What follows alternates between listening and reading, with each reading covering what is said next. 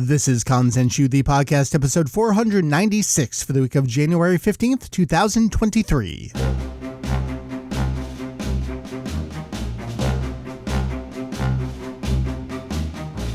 Hey there, welcome back to Kanzenshuu, the podcast, an extension of the all-encompassing Dragon Ball fan site, Kanzenshuu. We cover anything and everything Dragon Ball in hopes of enlightening and a little bit of entertaining. My name is Mike. That there is Ken. Is this 3 in a row for you? It is 3 in a row. This time we're not going to talk about granola. No, we're not. We're not talking about granola. We're not talking about Bardock. We'll be back to Bardock very soon, though. This episode, we are looking ahead to 2023, which we are in right now. We're going to both see what's going on. We're going to predict what's on the horizon for the Dragon Ball franchise and the world of Akira Toriyama in general this forthcoming year. Longtime fans of the podcast know we had historically and traditionally done the check-in on our predictions and make new ones for the new year, and we kind of lost that trail for a little bit. So I don't know if this is the kind of get our asses back in gear on that, but that's kind of what we're going to do. Dragon Ball is in kind of a weird place for this year because the manga just started back up over in V-Jump, the Dragon Ball Super manga. We had an unprecedented hiatus for the manga, where it had several months off. It had run continuously. Really, Toyotaro has been running continuously for over 10 years. I'm looking back over at the shelf and I can pinpoint the exact issue. I think it's the November 2012 issue that Dragon Ball Heroes Victory Mission began over there in V-Jump. And he had 1 or 2 months off here and there between Victory Mission and then the Resurrection F manga. And then I think 1 or 2 between the Resurrection F manga and Super. And then Super had its, I think, 3 issues off, little hiatus there. I'll have to fact check myself there, but that sounds about right. But Toyotaro's been going for a long time, but the Super manga is back and other stuff is sort of going. At the same time, I feel like we're in kind of a holding position, but also like the world is our oyster here. Yeah, it's a little bit like pre-2013 feeling in the moment. Yeah, so we had Kai at that point that it was coming out, and we're just kind of waiting for the next thing before Battle of Gods, and it feels like we're just waiting for the next thing. Right now, I mean, Xenoverse is still getting DLC, Kakarot's getting DLC, Fighters is getting a refresh coming up soon. So there's still a lot going on in the video game world, but yeah, as far as what everyone's paying attention to, yeah, we're just reminiscing at this time. You mentioned Battle of Gods. I see there's a particular comment on Twitter that's going to bring that up. Yeah, there's a lot to reminisce about and look forward to at the same time. So what we're going to do this episode, I have it broken down into some rough categories. We're going to look through what's going on with Dragon Ball this upcoming year and sort of make predictions about what we think is going on, where it's going to go. Without any further ado, let's get on into it. Ken, as we chat right now, the first chapter, which is there's a website that would tell me, is it 89? 80? Somewhere, late 80s. Scrolling, 88. I was almost there. Yeah, so chapter 88 of the Dragon Ball Super manga is out. As we're talking, chapter 89 is due out next week over in the March 2023 issue of V-Jump. So we're only 1 chapter into this new arc, which is not a new arc, but it's new material for an existing movie's storyline, which again, unprecedented for the Dragon Ball Super manga. We are in the superhero arc, which we know is prequel material to, it's weird to use the word prequel here because we're in an interquel with material that comes before material for something we've already seen, yet comes before material we know is already established to happen later. Dragon Ball got real confusing in the last 10 years. That next chapter is coming out soon. We know it's a lead into the actual film, and I was actually tossing this out to people before. I feel like there's been some weird comments about the superhero arc, like, no, it's going to cover the movie. No, it's only going to be a lead into the movie, and then we're going to move on. We don't actually know what this arc is going to do, right? Yeah, I was surprised that we even went beyond the 1 chapter. I really thought it was going to be a one and done. But that it's going to continue on. But yeah, I mean, who knows what it's going to cover. I'm just along for the ride, see where Toyotaro takes me. He seems like he's having a lot of fun writing Trunks specifically. There was a feeling swept across the internet of, this is kind of like his AF. Oof. I mean, there have been a lot of comparisons people have drawn since Victory Mission. If you go back to Victory Mission, there is like a land of the dragons. Like, oh boy. Okay. You come over to here in the latest Super arc and you've got the new Great Saiyaman stuff going on. Oof. All right. It's really tough because we know that he's pitching ideas, but we also know that Toriyama's providing input. As we're talking, they just recently put up the second of, I think it's only a 2-part interview with Victory Uchida and Toyotaro on the official Dragon Ball site. And even this early on, Toyotaro is saying like, yeah, Toriyama provided this idea, gave feedback on this. I think it was the thing like Dr. Brief and his wife that Toriyama had provided some input on, or at least suggested that they do. So it's still the same kind of, yeah, maybe this one was a Toyotaro pitch. It's really strange because it's a Toyotaro pitch tied into a Toriyama original storyline. I feel like each subsequent arc is like this new unprecedented version of their own storytelling. I kind of lost the trail of where I was going with that thought. Maybe it's just that Toyotaro's involved, Toriyama's involved. And I almost get curious about how much did Toriyama discuss writing superhero with Toyotaro at any given point. Yeah. I mean, not to ever imply that Toyotaro was involved to any sort of degree in superhero, but that conversation had to have happened at some point. Yeah, but we also know that a lot of stuff gets tossed out and into pre-production far earlier than you might otherwise think. I just think back to the Tournament of Power, and when like Kale is being introduced, apparently they were already thinking about reintroducing Broly and doing a new Broly storyline, where at the time it felt like a reaction to Kale and like, oh, let's do something. But apparently it was kind of concurrent. And superhero we know was kind of in earlier development than you might otherwise think too. There's a lot of people that have questions about who knows what when. I kind of feel I want to know those answers too. How much does Toyotaro actually get to know about what are those conversations in the Dragon Ball room? Is Toyotaro involved, or at least a fly on the wall? Did he know? Chapter 2's coming. We know we're leading up to the doctor being in jail. Toyotaro told us to look out for more high school antics and what's up with that Dr. Gero computer disk. But other than that, we don't know a whole lot about what to expect from this arc. We don't know concretely how much they're going to cover. I think you made the joke about you're going to get volume 20 of your manga up on the shelf and then you got to put the Blu-ray next to it. Is that truly what we're going to have to do? Are we going to get a full adaptation? If this isn't going to be a full adaptation through the movie storyline, are we going to get to a new arc much sooner than we had with Moro and Granola, where those went for about 2 years each?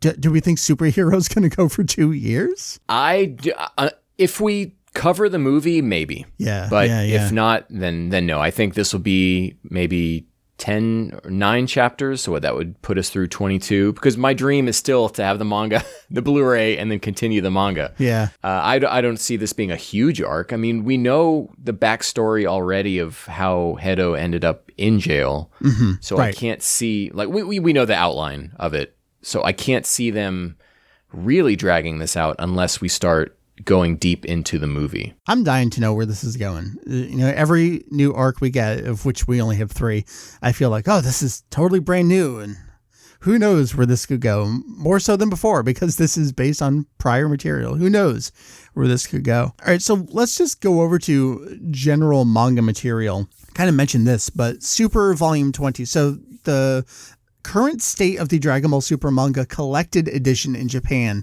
is that volume 19 is out, and there have been 3 more chapters beyond what is collected in volume 19. The collected volumes of Dragon Ball Super cover 4 chapters of roughly 45 pages each. So it's only just now that we're getting another 4th chapter. Incidentally, this chapter was longer than most chapters, so it's actually longer than a traditional volume. So theoretically, Super Volume 20 could come out in Japan anytime now. I'm curious how they'll handle that. Over here in America, Volume 18 is due out in June. There have been some long spaces in between Viz's collected editions. I've seen a lot of people point this out, but like, this is actually an opportunity for the international licensees to kind of catch up with the collected edition. Now that we had that 3-month hiatus, that gives them some time to catch up there. At the same time, we're getting the the online digital simulpub. So, but on the other hand, I see a lot of people who only read it through the collected editions that they buy in print. So I feel like it's worth it to get that out there and catch up with it.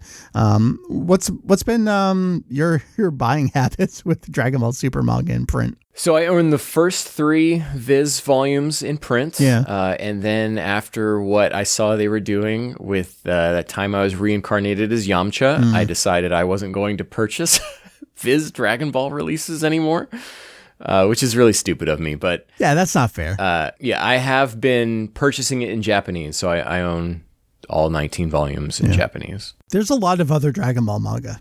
I'm not sure if y'all heard about this, but there's a magazine called Psycho Jump over in Japan. It has 3 Dragon Ball manga series in it, and they keep going.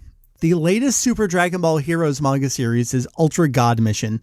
This is by Yoshitaka Nagayama. This is his 4th mainline series Heroes manga, and I put that asterisk there with mainline series because there was also Charisma Mission, which I don't know that I can explain in words. It's like these mascot characters that kind of slapsticky explain how the game works while also having their own serialized story. It doesn't really exist anymore, so it kind of doesn't count. It never got its own collected edition. Just know it was out there. But you may know Ultra God Mission because it's the current Dragon Ball Heroes arcade game missions. It does have a promotional anime that a lot of people see somehow, watch. Ken, you seen some of those subtitles that people put out there for that thing? Yeah, there was let's say a trusted subtitling group early on who was allegedly handling the series. And I watched those, and when they stopped doing it, I left Heroes. I was not going to put up with anyone else doing subtitles. I know what that field is like. I'm not convinced those people have ever spoken English or Japanese before. Anyway, so there's a promo anime for Ultra God Mission. There's also a manga series running. It just got its first collected volume. It's at 12 chapters right now, if I'm doing my math, and I maintain a manga guide page on the site, so I know it's 12. Big Bang Mission, which came before it, was 15 chapters. Universe Mission before that was 12 chapters. Dark Demon Realm Mission kind of doesn't count because it came out, then went on hiatus, and then came back and ran alongside Universe Mission. Heroes manga's weird, y'all. The way you're describing this to me right now is precisely why I've never gotten into it. Because it doesn't make any sense. I don't know what order anything's in. Yeah. I don't know where to start. I have looked at pages of it and go, what the hell is going on in this series? What are the Makayo Shin? I have no idea. You know what? Sometimes it's really cool. I forget. Maybe it was a few months ago, but there was a chapter that went something like 30 pages with no dialogue. I'm like, this is good. I understand this. These are fights that are happening. Okay, so Psycho Jump, as of last year, went on hiatus itself and then came back. No, was that the year before that? I'm looking over at the shelf. I'm trying to figure out what years those all were. If that's 2023, so that was 22. So it went through monthly most of 2022. Psycho Jump is monthly again, which means that the manga chapters are actually a little shorter than they used to be. So you kind of can't say that just because Big Bang Mission was 15 chapters, Ultra God Mission is going to be 15 chapters or 12 chapters. Who knows how long it's going to be? It could keep going, especially because the video game series with the Ultra God missions in the arcade game, those are still, we'll get back to that. I have no idea how Psycho Jump is going to go. This is the magazine that I wish would just cease publication because I do not have any more space to keep buying this magazine. But there are 3 Dragon Ball manga series that run in it, so I feel obligated to buy it. And now it's every month again, and I hate it. There's another Dragon Ball series called Super Dragon Ball Heroes Avatars by Yuji Kasai. That's also, it's got 2 collected volumes. And what is this? And it's about this kid who idolizes Goku and just wants to be the best Super Dragon Ball Heroes arcade game player in the world. That's still going. Ken, you heard about this Dragon Ball GT anime? Have you heard about Dragon Ball GT? It's a big thing.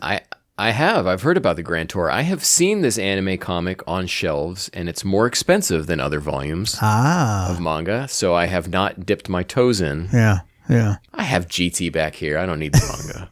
Well, you know why your DVDs look better than the manga, because The screenshots that they're taking from the DVDs, they didn't change from 720 by 480 to 640 by 480, so they're actually a little bit stretched. Did you know that DVDs had non-square pixels on them, and that's important that you take into consideration when you take screenshot? Yeah. Excellent. Yeah, you know how we can't get a proper release of anything Dragon Ball related? Mm-hmm. Yeah. I mean, that's the way it is. Yeah. We have to accept that with this franchise. So the GT anime comic is still going in Psycho Jump. They started at the Evil Dragons 10 years ago when that was relevant to what was going on in GT.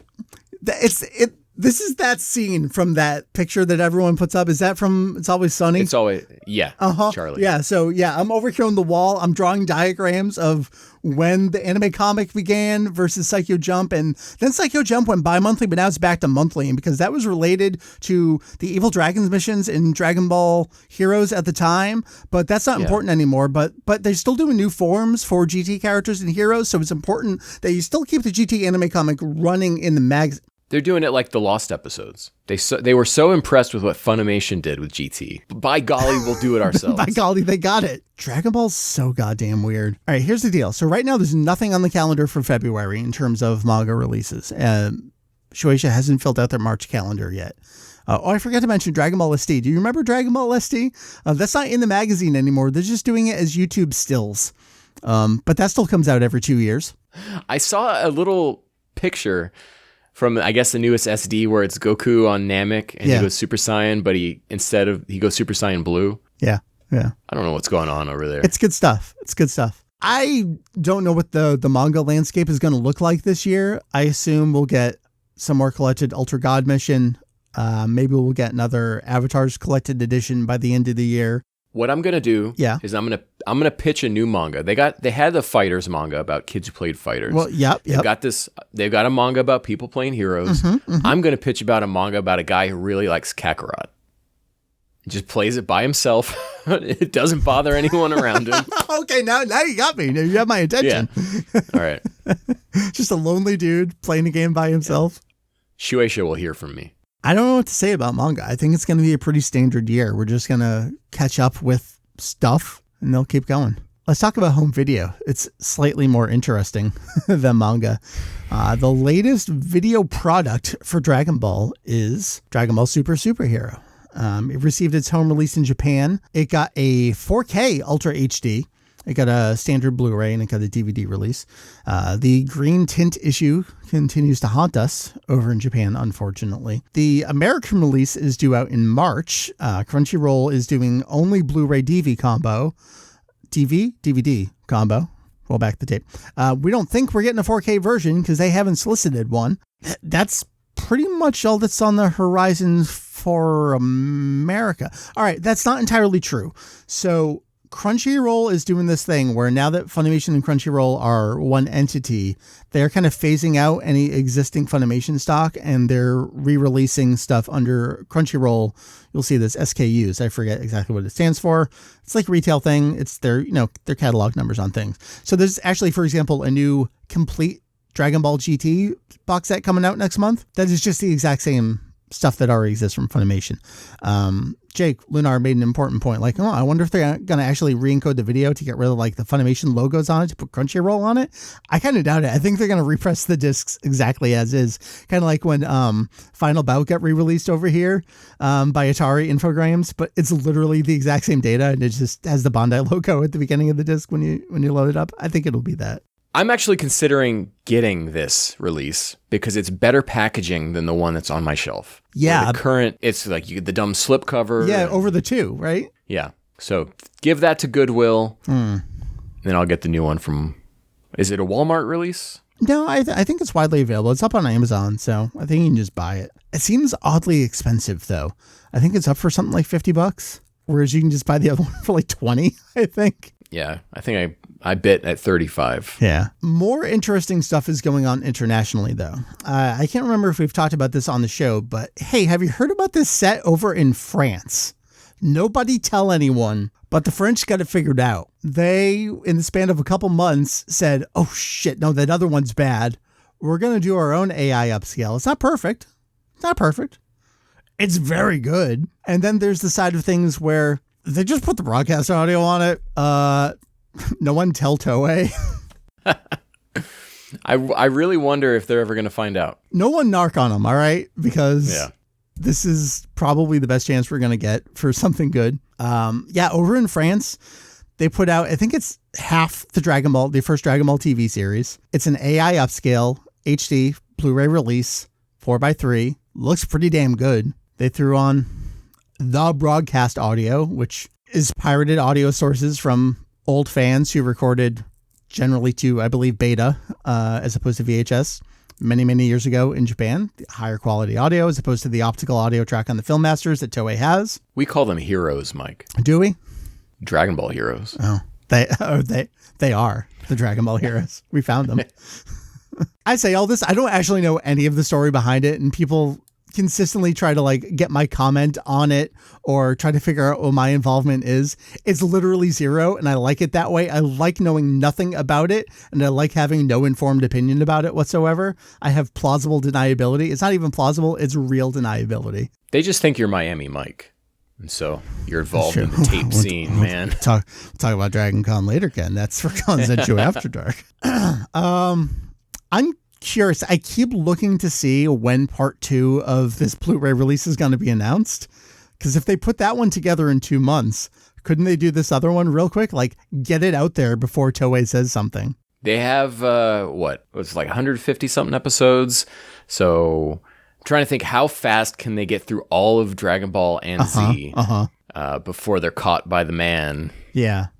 GT is a little different because I believe the actual broadcast or maybe the Animax rebroadcast did have stereo masters. GT does actually have stereo masters in Japan. It might be a weird thing. I forget. I read up on this at some point. Episodes 1 through 4 didn't broadcast that way, and maybe 1 through 8, but then the rest does have stereo recordings somewhere. So that's GT. But hey, France, hey, AB Group, get that out there while you still can. They make better home video releases than they did those toys in the 90s. Yeah. That's for sure. Oh, man. I got a couple of those over in that closet over there. Those are some gnarly figures. In my closet. Yeah. No character. Super Battle Collection all the way. So that's Japan. That's America. That's France. What else do we think could happen, might happen? Can we have sitting out there Toei's own Blu-ray remaster of the old films? Dragon Ball 1 through 3, DBZ 1 through 13, the 10th anniversary movie. Those got Blu-ray releases in Japan. I bought several of them. Some of them have some color issues because of course they do. Let me tell you, DBZ movie 1 looks great though. That's a good looking one. Yeah, when I look at those movies, I try not to think about the color. I just look at how crisp all those lines are and how it's one of the most beautiful modern Dragon Ball releases. And I just cherish it for what it is. It's really strange that stuff hasn't come over here. Crunchyroll could pick that up. And it's weird because it served as the basis for those limited theatrical screenings too. When they aired movie 8 over here, movie 12, and the Bardock special. So the Bardock and Trunks TV specials did get full HD remasters. Those didn't get a home release in Japan. They've aired on cable over in Japan, but they haven't gotten a home release. So that's something for Japan still. They could release those. And over here, they could release all of that. I don't know if they feel because Funimation already put out their own Blu-ray remasters of the films, is that kind of double dipping, repeating the same product? I think so, and especially with the way those were marketed as we've remastered the movies. And who exactly would these appeal to as a wider audience right now? Maybe they just need to wait for Tooper to start. Yeah, we'll talk about that, I suppose. I don't got anything else on home video releases. I consistently wonder if we're ever going to get a Blu-ray release of the Heroes promotional anime. I feel like that's an easy win for Japan. Maybe they don't think anyone will buy it. They are underestimating. Yeah. At least the way the Western fans look at Heroes and the way people are so hungry for still frames moving across the screen, calling it the best Sakuga they've ever seen. No, the royal we collectively eat that shit up, and they should absolutely Crunchimation should absolutely license that out and put that out here. Put it on Adult Swim or something. Those episodes are short enough. That's the perfect place for something like that, right? Yeah. Like short attention span. Goku versus that time lady, though, huh? That's happened after I stopped watching, so. It's not that much better in the manga. Anyway, so over in video games, Ken, I think next episode on the podcast, we'll be talking about this. Let's start with Kakarot. We're in season 2, baby. $40 all day. To be fair, they are 3 complete stories as opposed to, I forget how they phrase it, like episodes or whatever they phrased it for Battle of Gods and Resurrection F. Bardock is out today as we're recording. You and I have not touched it yet. I think we're all installed and ready to go. We just haven't gotten to it. Randy's got a head start on us. Bastard. Yeah, he is already looking at Bardock's nipples. I don't have any thoughts or opinions on it yet. We will share those soon. We know that we have a full season of Kakarot DLC coming our way, though. And they already teased what the second one will be, and it seems to be 23rd Tenkaichi Budokai. Very curious, as I think a lot of people have said, like, oh, this bursts open the non-Z potential for stuff. I think we've already gone beyond that. But with prior material, but a tournament. So would it just be a boss rush? Are you only going to play as Goku? Are you going to play like the semifinals onward? I'm real curious what that'll be like. I'm especially curious given the gameplay of Kakarot versus the small battling field of the just of the Budokai stage. And given that 5 of the 8 contestants could fly, I think, because Noah, maybe something like that. I forget who the 8th person was. I was thinking it was Yajirobe, but no, he got knocked out in the semifinals or before the tournament started. But so you got Shen, because Kami can fly. Shen versus Piccolo Yamcha. Can fly. Piccolo versus Kuririn.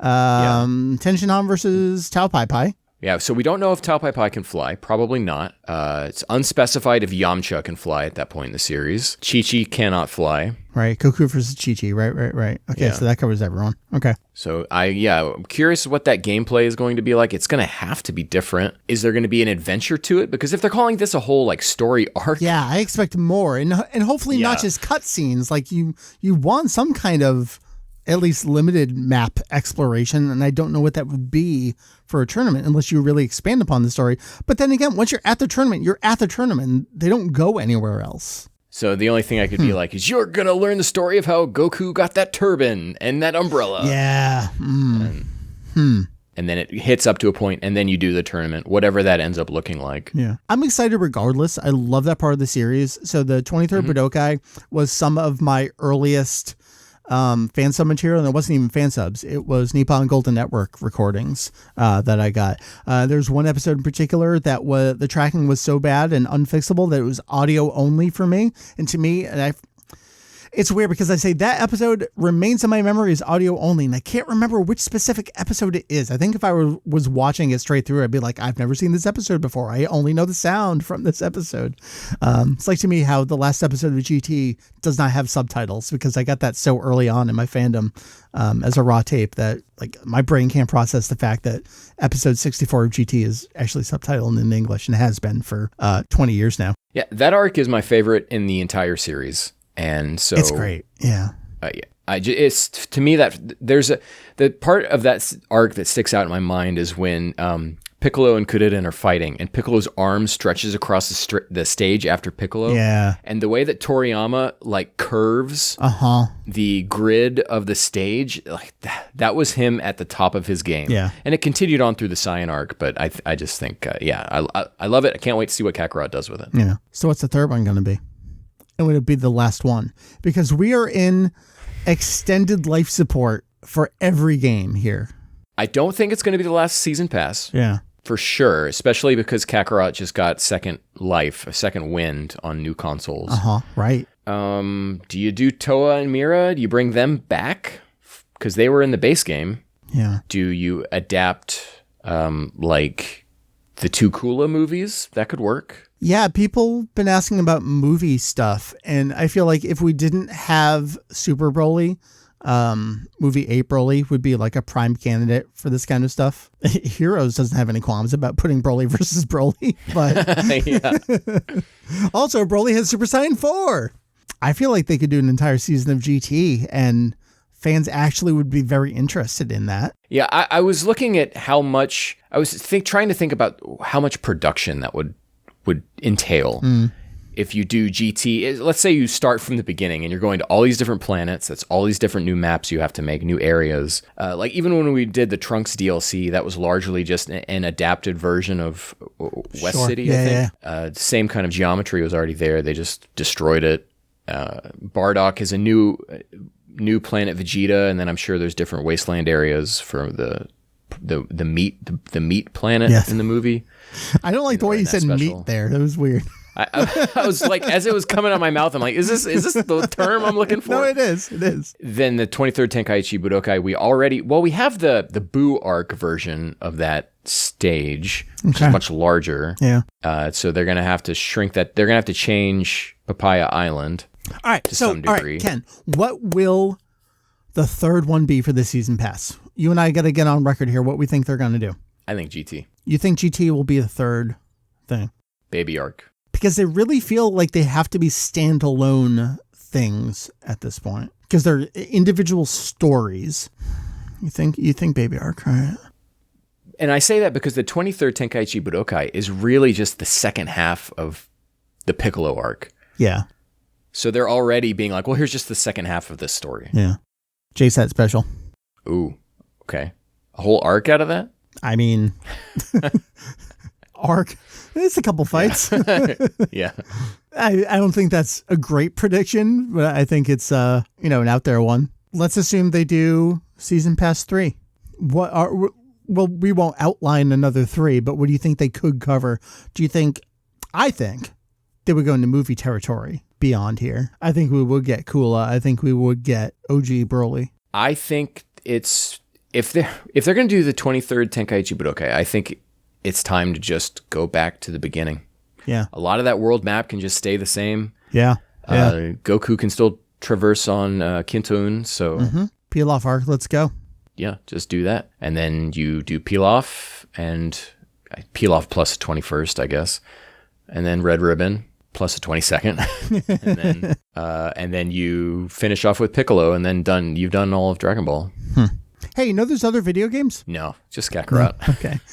Yeah. Speaking of Kakarot coming to current gen, we are actually due current gen platform releases of Dragon Ball FighterZ. Not just that, but the current gen versions are going to be getting rollback netcode when that finally hits. That should be out this year. I look forward to that. Is it time to just do, all-inclusive FighterZ current gen release? Is that what you do? You might as well, right? I mean, that game is like $5 consistently. So you put out a $60 thing with everything on current gen. I think that's an easy sell. It would also be an easy sell with Xenoverse 2. Yeah. So I don't know. I think they want to keep your wallet bleeding. People think they're going to get Xenoverse 3 this year. No, you're going to get Xenoverse 2 on PS5 next year. That is how that's going to go. And I might get it.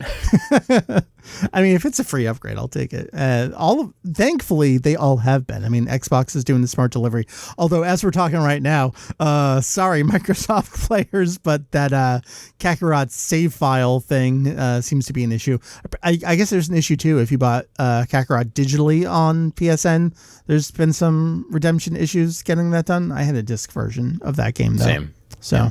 I guess let's mention Xenoverse 2. They're still going. I mean, we're getting superhero stuff in that game right now. They've continued to tease that. So if, it's January and they're not done with superhero stuff for that game, I mean, people really want and think Xenoverse 3 is coming. I don't think Xenoverse 3 is coming. I don't even know what you would get out of it at this point. I mean, all of the arcs are, minus Dragon Ball, but all the arcs are there. All the characters are there. What would you get out of a Xenoverse 3? What would that do for you? I think updated mechanics. Xenoverse 2 is such a weird game to me because I feel like they keep selling characters, but the selling point of that game is you playing your own created character. Mm-hmm. But I guess by selling more characters, you get those characters' moves. The only time I would ever play as other characters is I wanted to be like, let's have Frieza fight Cooler, and I want to hear their unique dialogue. Yeah.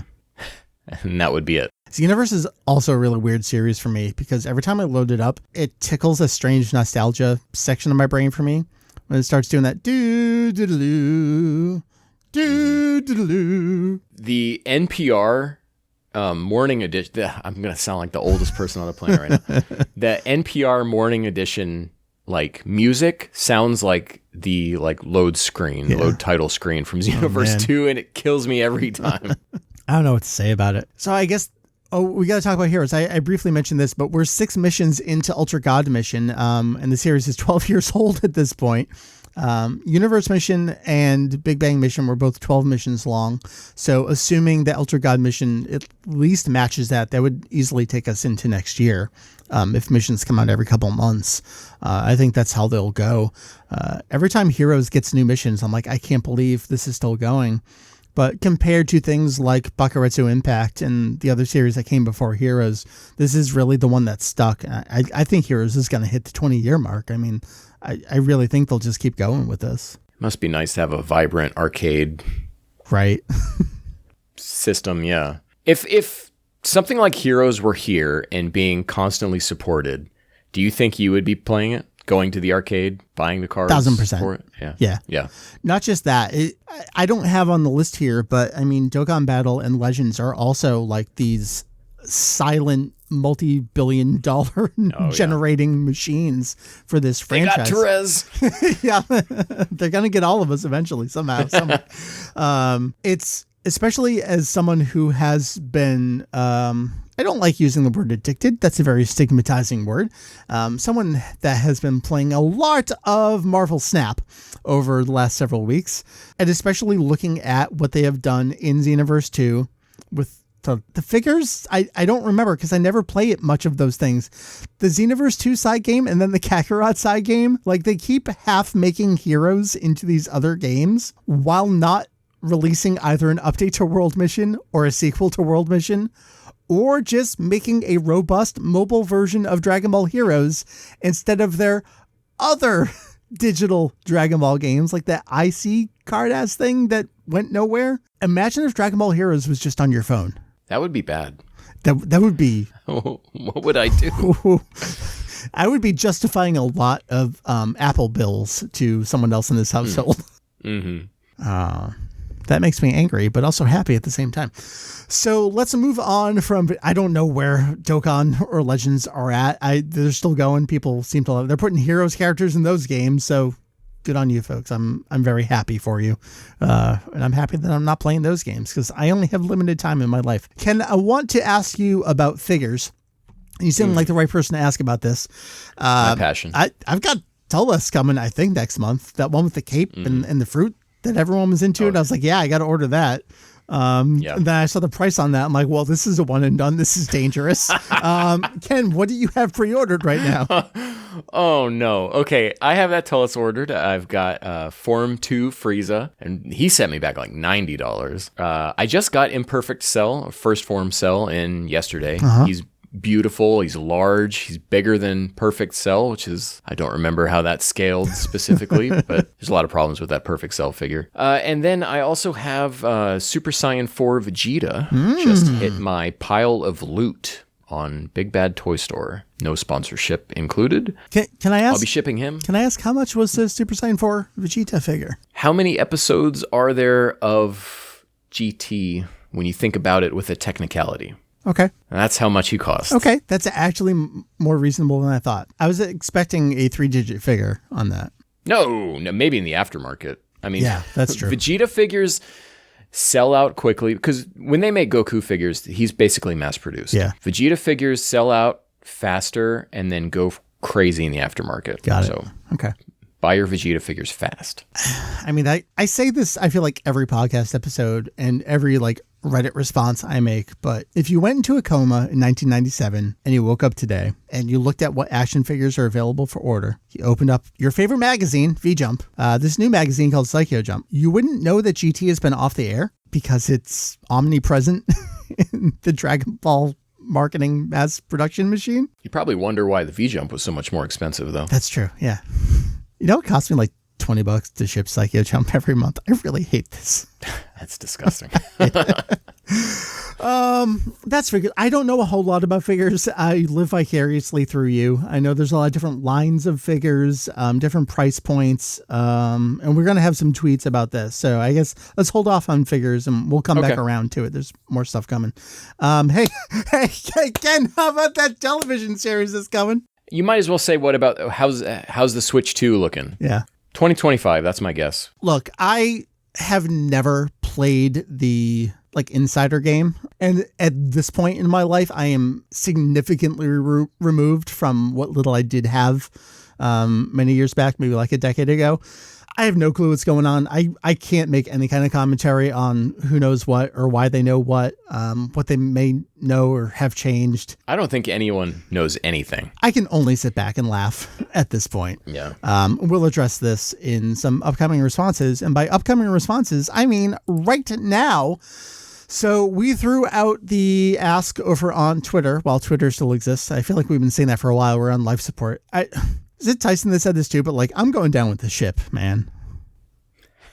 This is my thing. This is where I've been. The other ones just don't hit the same. No. We asked, what are you looking forward to for Dragon Ball in 2023? We got actually a lot more responses than I thought we would get. It really kicks off here. Zero, that's super anime. That's totally coming this year. Then anime Afsar, new game probably, thinking emoji, plus the inevitable web anime. So, Ken, this actually reminds me of what I consider a funny story. Many, many, many years ago, so this would have been 2011.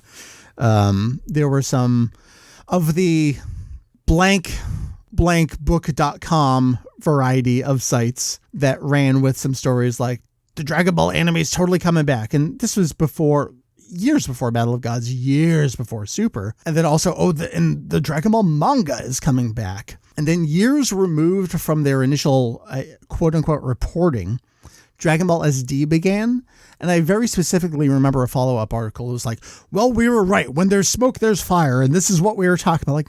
Motherfucker, no, it was not. You just wrote whatever you wanted to. And miraculously, several years later, something sort of adjacent to Dragon Ball began. I wonder if some of that is happening with the Sandland animation, where, again, I am completely removed from any kind of insider track here, but I do wonder how many of the people are taking that as an opportunistic opportunity to tie in, something was out. That's totally what I meant. I just don't know where the bandwidth is for a new Dragon Ball series.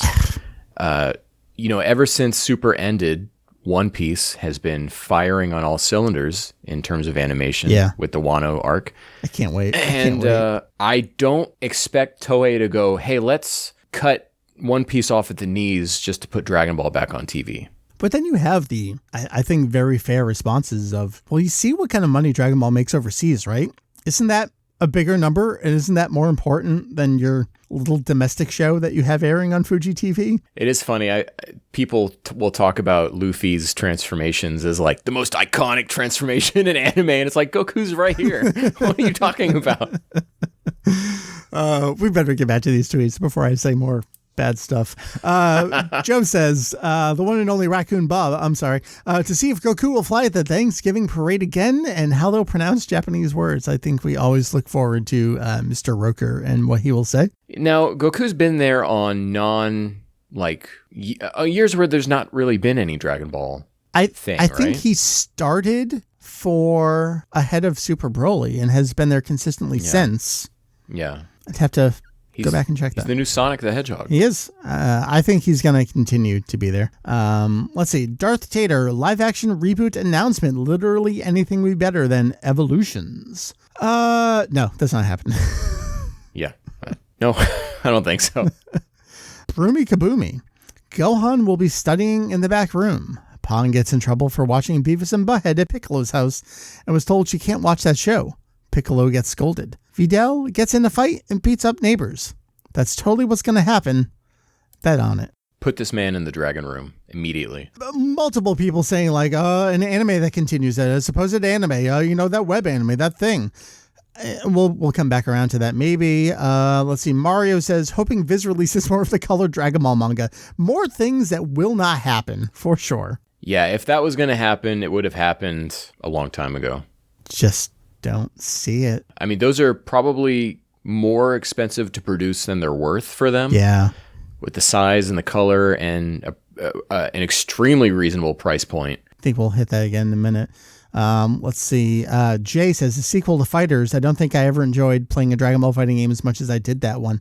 That is a big question. Do we think they'll just, I think anyway, they'll do a complete reissue of Fighters for current gen platforms. But the question is, I mean, it was so successful, and yeah, ArcSys has a lot of projects going on. I don't think you drop this though. I think you either do a sequel or you do the right Jump Force, which is ArcSys making the Jump crossover game. Yeah, what was it? Jump Superstars? Just remake that. God, it was so good. Yeah. I would 100% play a new platform fighter game that had Goku and Jotaro in it and all that goodness. Light. Yeah. From Death Note for some reason. Hooded Cyan Red says nothing. And this is the kind of thing, like, I think this is just kind of like a shit post. And, you know, people see a giant account tweeting out a question like this and they just, you know, say whatever. I just can't get behind something like this, though. And that's weird to me because I feel like I'm also the person that continuously says, like, you don't have to like everything. It's okay to not be content with the products that are coming out. You know, you don't need to just eat up everything that comes just because it says Dragon Ball on it. But at the same time, I'm still optimistic for the future of Dragon Ball. And I think there are cool things going on, and I want to see what's coming out. The gift of more Dragon Ball. I guess you got me. The Rumbling 93 says, Dragon Ball Buster Limit 2. I wonder if they mean Burst Limit 2. And hopefully the confirmation that Gohan will be the main lead along with Goten and Trunks. I'm looking forward to the manga with Goten and Trunks. Let's see. K-Baz, physical release of Superhero. Haven't seen it yet. So yeah, they're looking forward to Superhero. There's a lot of people that didn't get a chance to or didn't feel comfortable going to see it in theaters. And a home release is the first opportunity to truly see it in, you know, great quality, a great screen, great audio at home. Just have to tweak your color settings on your TV. Just a little bit. I think you can do it. What do you think the odds are on a fixed Crunchyroll release? 0. They haven't proven themselves with this before. I mean, it was Manga UK who saved the day with Broly. So I really have. I'm not expecting anything. I'm not expecting to take my copy of Superhero out of the wrapper. I actually haven't put mine in to watch yet. I was so excited to get that Japanese release in and check out the 4K. It was just over the end of last year. I got my first 4K display, and you know, I'm very excited checking things out. And I didn't put it in.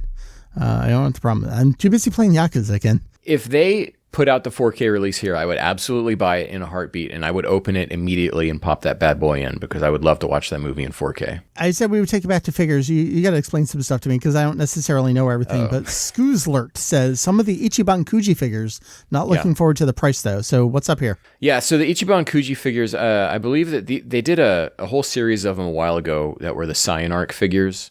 Okay. So it was like, nice. They're really kind of like of that era of Toriyama style figures.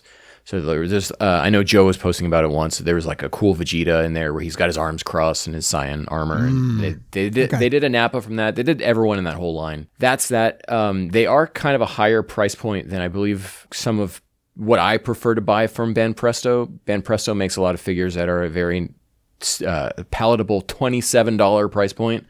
Okay. Of the little like statues, but you know they're still big things. Ichiban Kuji though, yeah, there's like several different tiers that you're looking at. There's like also Grandista and what is it called? Like the Blood Warriors, Blood of Warriors or something. Okay. Yeah, there's a lot of different tiers of stuff that Band Presto makes, different lines, all at different price points, and basically anything that's not that. I believe it's the Ichiban Show line is up there. I really like figures, and I've ran out of shelf space, so I don't buy them that often, but you bought a bootleg Moro. I sure did. He's still. Hold on, I don't want to knock over my drink. He's still here. I still have him right next to me, right here in the recording. He looks good. He looks good. He looks better on camera than he does in person. Let's see. Let me get back over to tweets. All right. Right. I wanted to read this. This came from Aram Spider King X. This was written in Spanish, I believe. And if I do a translation of it, what is there to look forward to if we literally have nothing but the Mugroso manga, which seems to be translated either as dingy or filthy. This is another one of those shit posts, but I don't want to necessarily give them the time of day, but I do want to give them the time of day. I just don't think that's fair. As much as I ended up not liking the Granola arc as a whole, there's still a lot of stuff that individually I liked in there, and I love the Moro arc, and I'm excited to see what comes next. I have friends, I would consider them good friends, who vehemently dislike what Toyotaro does with Super all the way through. So I'm a bit sympathetic towards people who have this opinion, just because I know a lot of people who would agree. But I think we're at a turning point right now where a lot of the issues people had with the Goku and Vegeta show it's shifting, at least for now. I think we're going to go back to that at some point. I think we have to. I think that's where we're going to end up with Frieza at some point. But I think we're in just a little fun adventure that's tying into something that people who didn't like the Goku and Vegeta show also loved. So I think people have all sorts of different reasons for not liking Toyotaro. So I don't know whether this person's problems are with the narrative, with the Goku and Vegeta, with the weird necks that Toyotaro likes to do, his dingy anatomy, let's say that. Mugroso anatomy. Yeah. So it sucks. I wish they could find something to enjoy in it. I think, what is there else to say that I haven't said for the past 2 episodes about Toyotaro? So I'll just leave it at that. We'll go on. We had a bunch of actual conversation happening here with, let's see, Gabby and Blaze Shadow Knight talking about SH Fig Arts, and wanted to see some more, especially with Goten and Trunks, some superhero. Good stuff there. Let's see, Alex says, not really a thing, but looking forward to everyone reflecting on the 10th anniversary of Battle of Gods. Yeah, we really like doing the 5 and the 10-year look backs at stuff here on the podcast. And I'm pretty sure we did a 5-year retrospective on, it's weird to say retrospective with only 5 years, with Battle of Gods. We're definitely going to watch it again for the 10-year anniversary. I very specifically have not watched it in these last 5 years, kind of looking ahead to this 10th anniversary. I'm both excited and horrified to go back. I say specifically because I'm sure I will bring this up. In the meantime, I have been watching One Piece, and I've been watching the One Piece theatrical films concurrent with where they should have been in that broadcast. So I have seen Film Z. I have seen what happened with One Piece at the same time of Battle of Gods. I got real angry watching that movie. Those are good movies. The One Piece ones. Some Stampede of them are okay. is okay. Did you ever watch movie 6, the Baron? Yeah, we did. One? Yep. That one's really good. Let's see. So I think this kind of relates to some other things we were talking about. Sean, kaboom. My ongoing pipe dream anticipation is for Viz to announce a fancy, truly collectible quality new release of the original manga, hardcover, uncut, and with the intact color pages, like what FMA and JoJo, and I would also say Fist of the North Star. That's what I've been getting. Plus maybe an overdue revised translation in the mix too. Yeah, if Caleb's too busy, give us a call. Also the imminent arrival of my Figart Super Saiyan 4 Vegeta figure. We continuously wonder if the Gerard issue is preventing, whether it's the continuation of the full color or some kind of real JoJo or Fist of the North Star kind of style release of the Dragon Ball manga. Do they just not have the bandwidth to do it? Would they use the old translation? I don't know. I mean, I feel like there's a million different factors there. Pandemic still as well, actual supply chain issues. I was discussing with Tyson yesterday, actually, how tragic a lot of the translations are of manga from 2010s and before then. Yeah. If you go and you read Naruto through Viz, it gives you a nice timeline of how their translation style shifted from going with one translator and then someone doing a script adaptation to eventually losing that script adapter and just having a translator going forward. And then you get to a much less liberal translation into something that's more kind of aligned with the actual script itself. I don't know if we'll ever see them go back to Dragon Ball for this. I think Dragon Ball it's the same thing we talked about with the movies and the new scans that they did. Mm-hmm. People already have this stuff. Who's the audience that really cares. That wants a new version that we do, like we do. You say that, but I know we keep bringing this up, but Sailor Moon is on version 3 of its translation. Who does them? Viz? Is it Kodansha specifically? No. I lost the line on that. I wonder if Viz looks at it and goes, well, we could have translators do these other 17 new Jump series that started, or we could go back and redo Dragon Ball. And I don't know if that's in the math for them. But yes, I would love it. I would topple this shelf over and I'd replace the whole thing. But no, I don't think so. Same. Large Lizard says, definitely the 23rd Budokai DLC for Kakarot. Also more of the AB Group Blu-rays. Yeah, I think they're referring to the French stuff there for sure. Also a friend of the show, Gabe, for them to fix Breakers. Been hearing exclusively mid things about it. Haven't felt tempted to pick it up. Yeah, Breakers has been weird for me because I know it's there. I bought it cheap. We had a real good session playing with some of our Mario Kart buddies actually one night, and I just haven't gone back to it. I'm actually a little worried that I got my jollies out in the beta time frame for that game, and I had my fill, even though I am much more lenient on that game than I think most people are. Every time it gets brought up, I love seeing AJ's responses to it in particular. It just makes me laugh. I want to play more of that game, but I just don't see where it fits into my life right now. I always forget Breakers exists until someone mentions it. Yeah. And just of what I've seen of that game, when they first showed it, it seemed like a great concept. Cool, you're doing something different. Like Fusions was a different kind of game, and I loved that. So different Dragon Ball, good. And then I started watching gameplay stuff of it, and everyone's moving super stiff. It is janky, buddy. So... yeah, if Gabe is here, wants them to fix it, I say, hey, listen to this guy, and then I'll check out Breakers. Couple responses in a row. A friend of the show, Senpai, the rest of the Kakarot DLC. Dan, 23rd Budokai DLC for Kakarot. We think our Kakarot buddies are all here. Let's see. I never know how to say your name. Is it Git Kaliba or Jeet Kaliba? Finally getting to see Superhero, reading more of its accompanying manga arc and the rest of the Kakarot DLC. Mitchell here says, I was jokingly going to say the Zenkai Battle Royale home version joke circa 2012, but I learned the game is still active, so that's my prediction. Thank me later. Was it you or Heath who always predicts that? It was both of us. I think one of us would give up on it. The other person would like come in behind and say, hey, how about the Zenkai Battle Royale? It's based on PS3 hardware. It's such an easy port. I was telling Mary today that A Realm Reborn is actually like 10 years old. And I've been playing Final Fantasy XIV since the PS3 days. Like, come on, Zenkai Battle Royale. You know, if FF14 can span 3 platforms, if GTA 5 can span 3 platforms. Yeah, get with the time of putting your 10-year-old game out on current hardware. Exactly. Let's go. A few people say, this other guy, I think his name is Randy, the next Blu-ray set from AB Group, heck, maybe they can get one out of Dragon Ball and get the first set of Z out in 2023. A man can dream. Let's see. The Rock says, that's their name. It's not that The Rock says, is that this person's name is, quote, The Rock says, unquote. Xenoverse 3 or Budokai Tenkaichi 4 announcement. I would expect a Budokai Tenkaichi 3 remake with some new things like online multiplayer. I'm sorry, folks. You're not getting that Sparking Meteor Budokai Tenkaichi 3 remaster.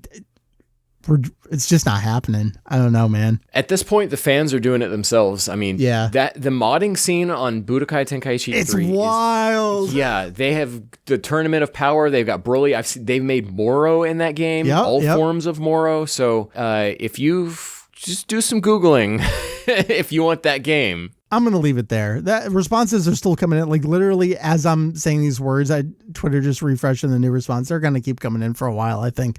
But that's what everyone has to say, especially because we've been recording for over an hour. And if we record any longer, it's actually going to hit the point that Heath said he was available. And I'm going to have to go to bed and I'll be like, sorry, dude.